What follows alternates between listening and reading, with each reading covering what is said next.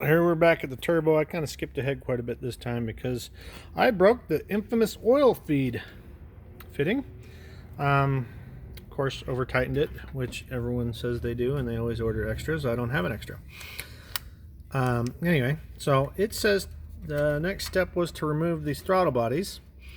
I didn't want to, and I'm kind of a, do it yourself, figure things out kind of guy. So I just used a wobbly socket. Sorry, I'm trying to get the light on. You can see the hole right next to this throttle body. Sorry, right at the end of my finger. There's a hole right there, and it has a 10mm bolt in it with a copper gasket. And so you pull that out, you put your oil line feed fitting in.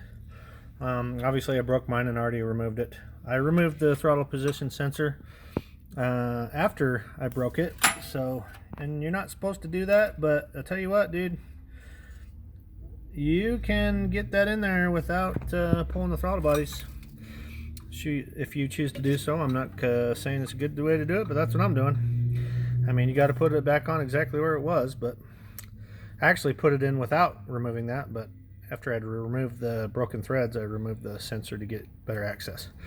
So, well, it's hard to see. So I never pulled the throttle bodies or anything.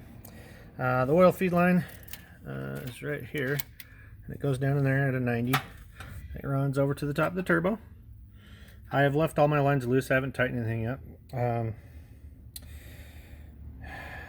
So the oil drain line was one of the next things they talk about.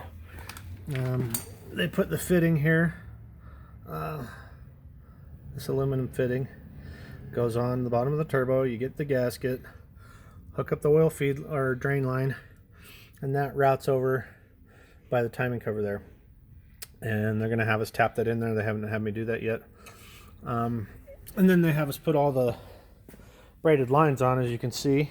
I'm kind of in temporary installation right here, but it says to put them below the brake line and to use part of the air injection system hose that you're not going to reuse and cut it up in order to buffer those hoses from the brake line and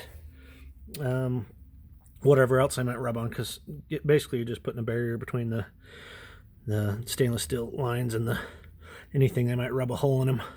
So I'm not done with that, but that's kind of the beginnings of it. I want this all tightened up and put in proper place before I start zip tying my lines in place. And then let me look at my list here. Hold tight. So after you get all these lines on, I mean, it's pretty straightforward in the instructions which lines go where. They're different lengths, and you just use a tape measure and look at the angles. Or you can just look at mine, I guess. Like I said, none of mine are tied or angled properly for final, but pretty obvious. Again, different sizes and different lengths.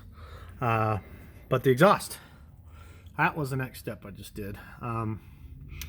I have the aftermarket muffler, so it pretty much just fit like it should.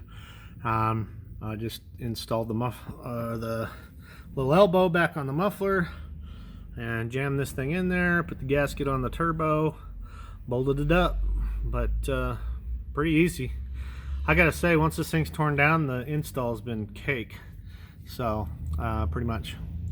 Anyway, always feel free to ask questions and I'll try and respond. Thanks.